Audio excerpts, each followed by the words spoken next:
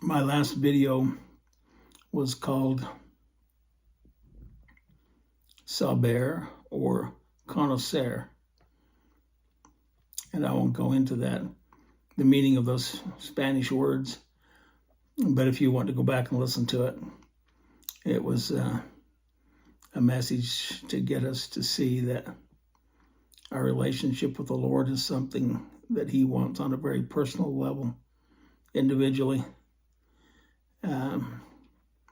I mentioned the name of the video upload because I got looking at the YouTube and I may have messed up. I'm just new at this, but it didn't show them in the right sequence. So I'm going to get in the habit of mentioning the last one if I can remember, so that you'll have at least an idea of what you need to watch. If there's something that's missing that you want to catch up on, it's a good idea, I said earlier, to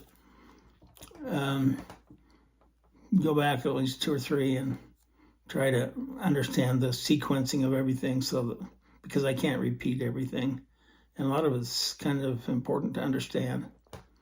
Well, I've had an interesting experience. So for the last couple of times I've been saying that I was going to talk about opposition. Some of you maybe you're saying, well, you've been talking about, hearing the Lord and responding and His relationship with us and transcending to from the temporal to the spiritual. And what's opposition got to do with any of that? It's my belief, and it is substantiated in Scripture in multiple places, that opposition is absolutely necessary for any kind of meaningful progress.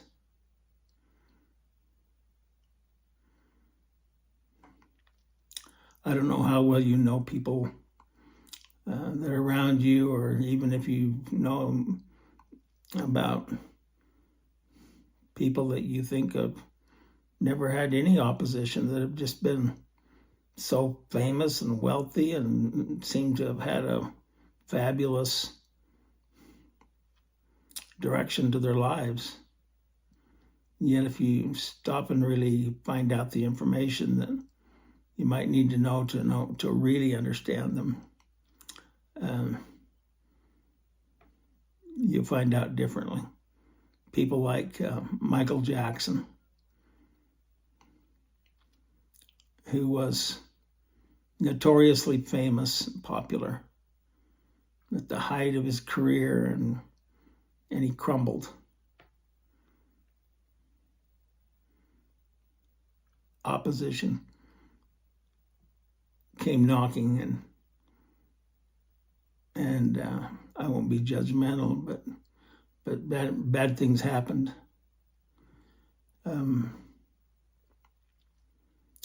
Whitney Houston comes to mind, her beautiful voice, and yet kind of a sad end to her life. Very famous, talented, wealthy. Elvis Presley, back in the 50s when I was just a kid, he was the rage, and was the rage for some time. And yet, here even just recently, they've made movies about his life, and it was, we heard about it at the time of his death, but it's kind of tragic. And friends of your own, and if you look at your own life, you'll see places and recognize things that came along that were just adverse. They opposed the good things that you had going in your life. And so then you ask yourself, well, why? why did I have this adversity? And remember last time we read in Abraham chapter 3, verse 25, I think it was, when the Lord was creating the earth. And this is where I introduced or counseled you to go look up or call in on YouTube or through Google the Voyager blue dot picture and show what that little speck of blue in the far distance was, and how it turned out that in the pre-existence we chose to go there. And it's important to realize that we chose to go there knowing, because we had a very personal relationship and there was no need for secrets. The Lord didn't want us to be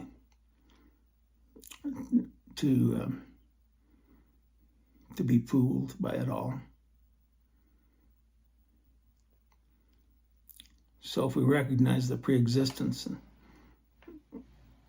what happened there and how we actually listened to the Lord's word and we chose to obey and come to earth, that it's important that we recognize that part of that choosing was that we chose opposition to. And I've always been trying to connect the temporal to the spiritual, because we can observe the temporal, the natural nature, and then apply it to our spiritual beings, which is who we really are. And so the temporal things, the creations around us that we can see and feel and touch, are manifestations of things that God would have us understand, that have applications as well to the spiritual. Now, there's a term that the transcendentalists use to talk about what those things are, and I'm not going to get into that today. I'm probably going to devote a whole upload to it. When I do, it'll be called fabulous realities. Thoreau uses the term, and when he does, he's talking about things that you can observe in nature. Maybe it's a caterpillar, or maybe it's moss on a tree, or maybe it's the sun on a horizon, or maybe it's a moose in the backyard. Maybe it's grass as it grows. Maybe it's trees. Maybe it's clouds. Maybe it's water or the action of water. It's all around us. And if you sit and you watch it, you observe it, and you're engaged with your mind as to how that might be a clue as to what our spiritual realms have to contend with by way of things like opposition, that you'll see that in those cases, good things come out of that opposition. I'm sure it's hard for a caterpillar to survive and stay away from the birds long enough to spin a cocoon, and yet out of that cocoon comes a butterfly, beautiful butterfly that can fly away. Well, I won't get into all of those fabulous reality possibilities, but as you go about your walks and your observations, and you get out in nature and get away from the hubbub, should we say, you'll find out that those manifestations are there and that they're there for us. Now, I've had something interesting happen to me, because you've heard me say the last time I talked even that we were going to talk about opposition, and yet we didn't. And I think I said it even twice, and then we didn't. And I've come to find out, and I think this is a manifestation of itself to me, that maybe there's a reason behind things that we don't see at the moment, but we maybe reap the benefit of years and years down the road. It's been fun for me to study scriptures, and especially since I've been retired and have been able to get my mind off of just a lot of details that I shouldn't have been concerned about, but was. It's when I was able to get away from that I started to be able to think more clearly and realize things that were more pertinent to what I was all about. And it was that reasoning, those thoughts that led me to this YouTube project for my posterity primarily. I've said others can tap in if they'd like, but if they do, and if you are one of those, I hope you'll understand that it's primarily for my posterity that I'm doing this. And I hope and I pray that what I have to say will make a difference in their lives. And so we talk about coming to this earth, making the choice, knowing that there would be opposition. Now, here's the thing that's happened to me. I happened to open an old set of scriptures. I'll show you the book. It's an old raggedy set. It's got lots of... I spent a lot of time in it, even those were my pre-retirement years. I spent a lot of time in the scriptures because I've got underlining and I've got notes in the margin, and in one of those on one of those pages I found a picture of one of my granddaughters, and I opened it up, and lo and behold, it was marking a place in the scriptures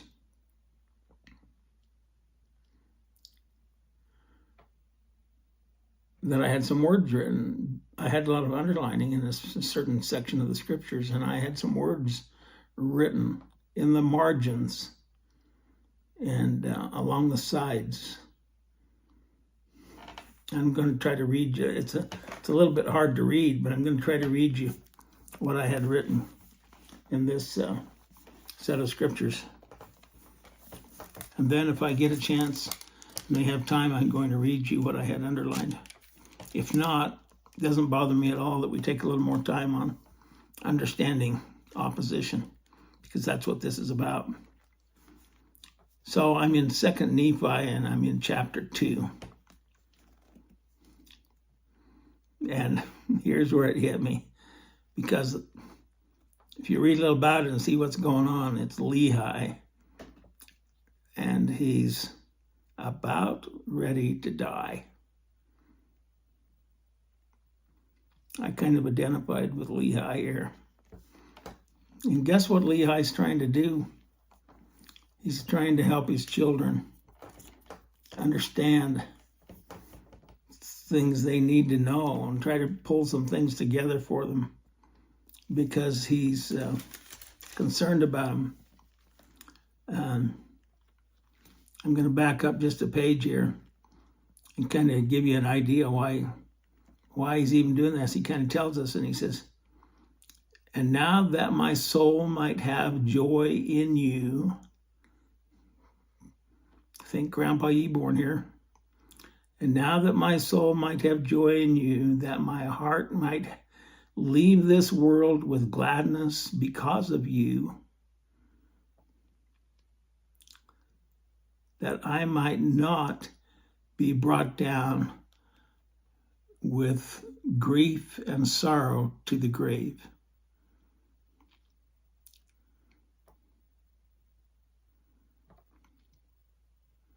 Well, I could go on because there's a little bit more that I have underlined there. Maybe I will. Arise from the dust, my sons, and be men, and be determined in one mind and in one heart, unified in all things, that ye may not come down into captivity. So what he's talking about is he's talking about having joy because they'll be unified in the faith, I guess you could say. And they won't come down into captivity. And of course, that would make any dad happy, or any grandpa or great grandpa, as the case may be here. So I identify with Lehi. I kind of feel what he's feeling here. I empathize with the task that he's trying to take on. And it's not so much different, I don't think, than the task that I'm trying to take on at this age of my life before I die. Lehi does die just shortly after this this teaching that he gives to his son. He's talking to his son Jacob, and he goes on to say, and his other sons too, but then he goes on to Jacob, awake, my sons, put on the armor of righteousness, shake off the chains with which you are bound, and come forth out of obscurity, and arise from the dust. Well, I can take a little bit of time in talking about what the dust is, but we've already talked about in some of the previous clips that I posted that our bodies are dust that was transformed into whatever made us, but originated with dust. Well, here's what I had. I'm not going to be able to go into a lot of detail here. In fact, I don't even suppose I'll get to the reading of the parts that I have underlined, which is fine. We'll do that next time. This is so important for Lehi, and I want to ride his coattails just as far as I can ride them, because it's exactly the same feelings I have about my family as I'm preparing to die. Now, it sounds kind of scary, and it's made me wonder why the Lord would have me find these scriptures, because I've gone to digital versions ever since digital's been made available. And I think this underlining and notes that I took in these scriptures would have been done, without thinking back, I think probably 1984, 85, mid-80s was when I was making these notes. Okay, here's what I wrote in the margin next to chapter 2 of 2 Nephi. Note, I want my children, then in parentheses I have posterity, to study and understand this. Isn't that interesting? Isn't that interesting that all those years ago I was thinking about my posterity just like Lehi was? And then right by the heading of that chapter, I've written something else here. It says, very important. Then on the other side of it, I've written something else before the chapter. It says, work, and I've underlined it 3 times, work to understand. I kind of hope that you'll go to 2 Nephi chapter 2 and write those very same words. Very important. Work to understand. Because as you read through it, depending on what level of understanding you already have and how mature you are in your spiritual growth and and understanding. You may not understand some of this without some real, should we say, my dad used to say, put some elbow grease into it. In other words, push a little harder, dig in, pull, do what it takes to get the job done. Anyway, that's what elbow grease was to my dad. Okay. Very important. Work, underline 3 times to understand. Note, I'm reading this again just so you'll know. I want my children, posterity, to understand this. And then on the other side of the page, I've got the atonement will answer to the ends of the law if we have a broken heart and a contrite spirit. It's answered in there. In another place in this same chapter, I'll read it probably next time when I actually read these, but there's a place where it refers to the need for adversity, and instead it says, if we didn't have it, then all things would be a compound in one. And I've written down here with a line going up to that and underlining it and saying, what does this mean? And then in parentheses I've got, is it a spiritual ecosystem? So when I was reading this, I could see that it was critical, just like Lehi knew, critical for somebody like me to pass on to my posterity, even, 85, almost 40 years ago. It struck me enough that I needed to write it down. I'm just going to read one little passage and we're going to come back over this. Because I've got written here in the margin, again, this is over in verse, 11.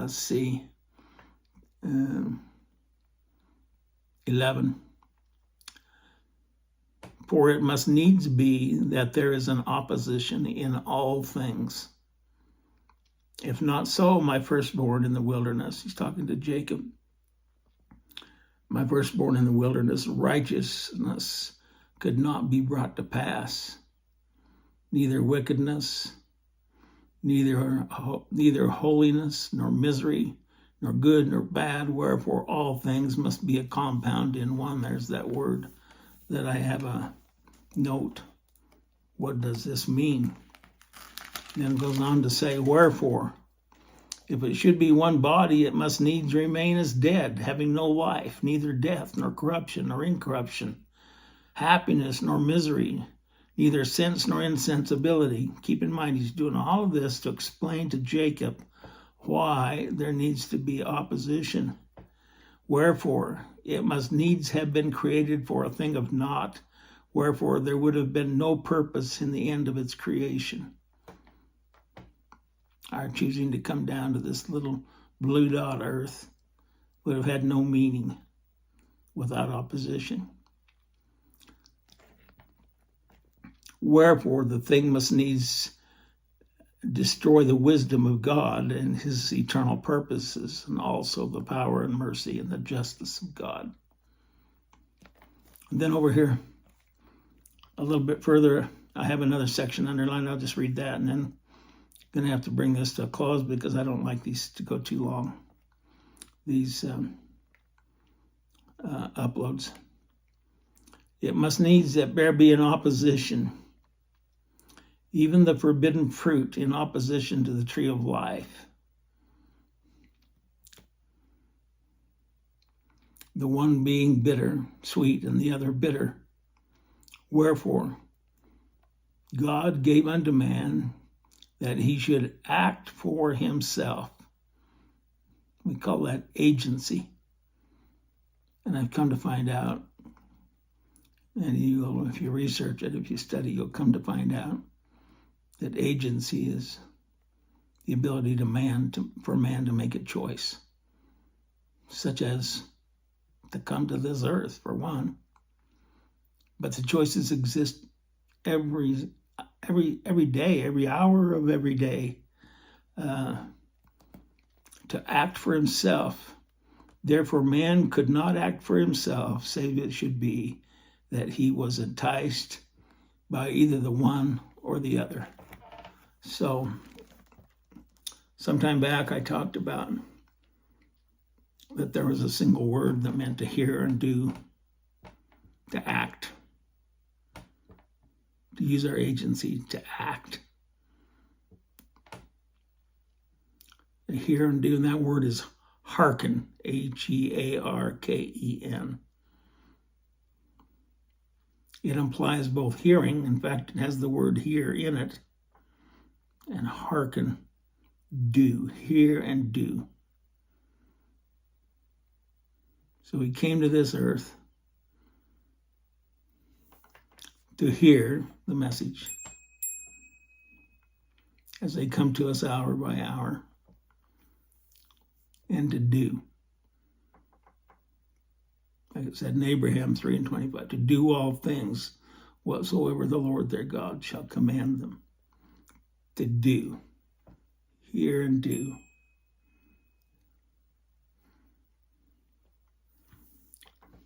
So critical, and can you see how all of the arrows line up? And how in nature, I think the last time I talked about a muscle a little bit, I didn't really develop the idea, but all of us have been around, maybe you've even experienced a little bodybuilding going on with us or somebody else. And I think I got it backwards when I said, we experienced it a little more yesterday than we did today. I actually said just should be reversed. We experience it more today than we did yesterday. If we want muscles to grow, we do more repetitions with the same weight, the same opposition, or we increase the opposition and start at lower repetitions until we can get back up to where we can even lift the higher weight with the same number of repetitions. My mother used to quote this, and I don't think it originated with her. In fact, I know it didn't. And I'll get the quote wrong, but you can look it up. It goes something like this. That which we persist in doing gets easier to do. Not that the nature of the thing has changed, but that our capacity to do it has increased.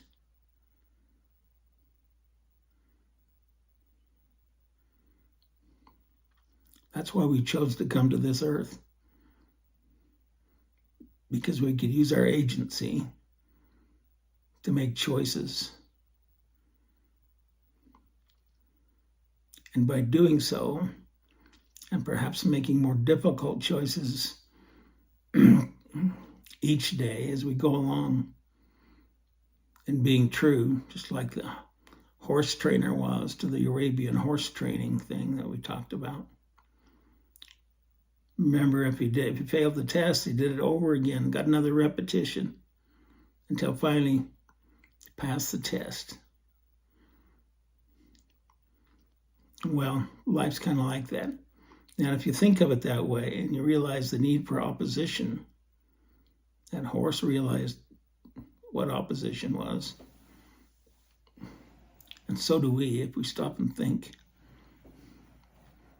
Whether it's a muscle we're trying to develop physically or whether it's a spiritual muscle we're trying to develop, there is a need for opposition. Well, in order for there to be an opposition, there must be a good choice and a bad choice. Choose the good, or when we're prompted, avoid that, doing that good. And then there's the word that the scriptures use for that is, if you look it up, is harden.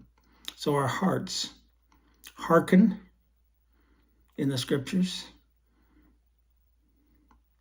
And if we learn to hearken, then things get better and our capacity increases.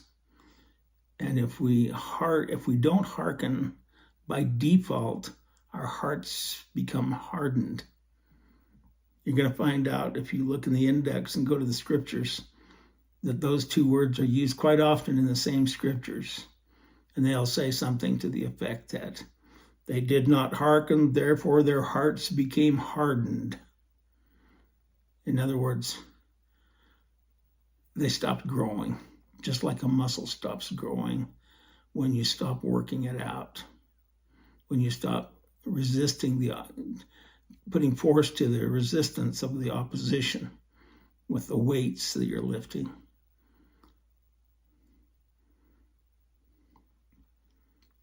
If we stop doing that, then there's another word that comes in, and that's a muscle will atrophy. That's what happens to older people like me when you stop doing physical work. We don't have bulging muscles anymore.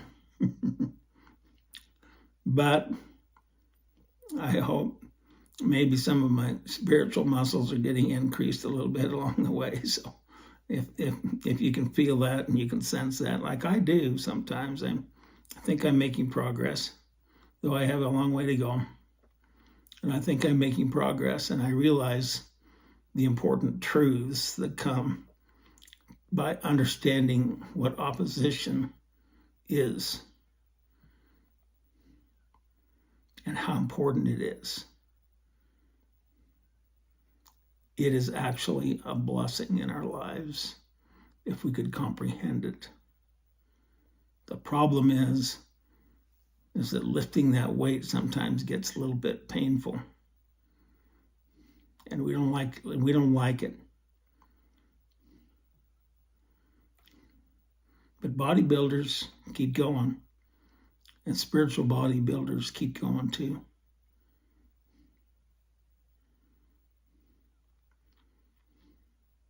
We're told quite often when things go bad, or we think things are going bad for us,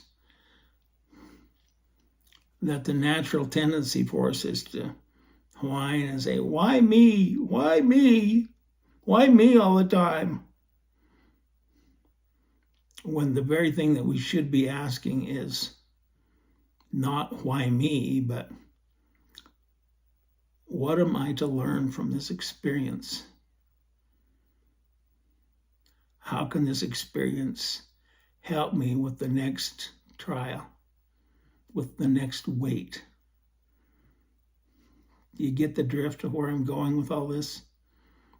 I hope so. It's really important. And I knew it apparently a long time ago.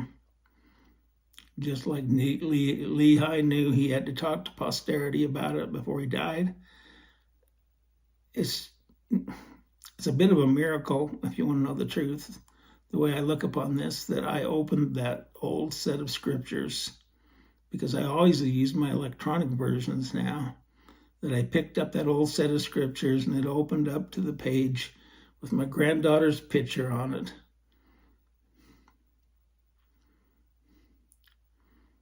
She now has 3 great, wonderful children. But this showed her, I think, on her baptism day. And it kind of warmed my heart. And it brought the posterity component into what I was all about with this, and what Lehi was all about with his posterity, trying to help them to understand before he died. Now, I hope I don't go off and die somewhere right away, but I'll be honest with you. If I do, I'll feel a little bit better having said what I said tonight to you than I would have otherwise. So I'll try to hang in there, and you try to hang in there too. And I think Lehi, in that one passage I read, kind of gave first of all, he starts out saying that he wants to experience joy, knowing that his posterity is doing the right thing, and that's why he's going about saying what he had to say. But he also acknowledges that there needs to be a unity. And that unity is me being unified with my mom and dad, what they had to teach me.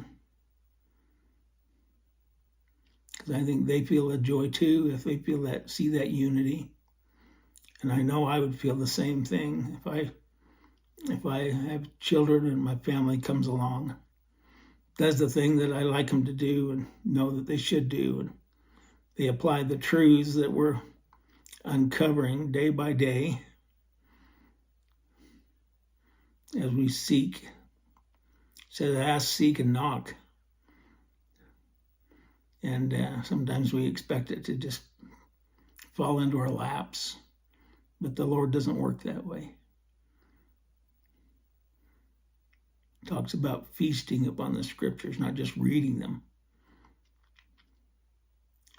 And so that unity of the faith is important to me, and it's important to Lehi. It's important to God. Maybe I'm over time already, I realize that. But I'll insert one more little story here. And I wish Lorraine, my wife, was here so that she could give me maybe all the correct information, but I think it was her, not her grandfather, but her great-grandfather was involved in rebuilding the church when they restored it over in Lake Town, where she was born and raised and where their family grew up. And when they were doing that, her great-grandfather came across a board that was kind of up in the attic area, I understand. A flooring board of some sort, however. And it had these words written on the board. Somewhere I thought we had a picture of it, and I think we maybe can still find one. But I've seen the words actually scribbled on there. It says, now keep in mind, he's finding a board that somebody else put into place. And this was what was written on the board. We labor hard these boards to lay, that our children's children might know the better way. It's exactly what Lehi's trying to do to his family. It's what I'm trying to do to mine. It's what I hope you'll do to yours, that we can have a unity and bring each other along and be supportive, give guidance, encouragement, maybe correction, and I hope the correction is never taken the wrong way. Because Lehi gave correction to his children, but he loved them. And I'll say it again, I love you. And God loves us.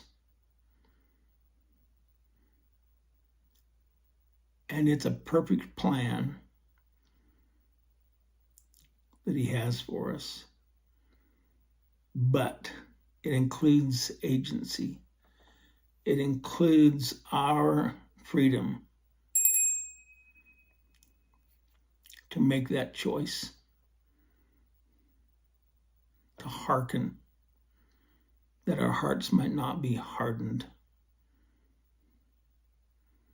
May it so be, forever and through eternity, is my prayer. And I feel to leave this with you tonight, with my solemn feelings about all this, and with my love in the name of Jesus Christ, who made it all possible. And we'll talk about how that all happened another time too. But who made it all possible, and do it in the name of his name, Jesus Christ. Amen.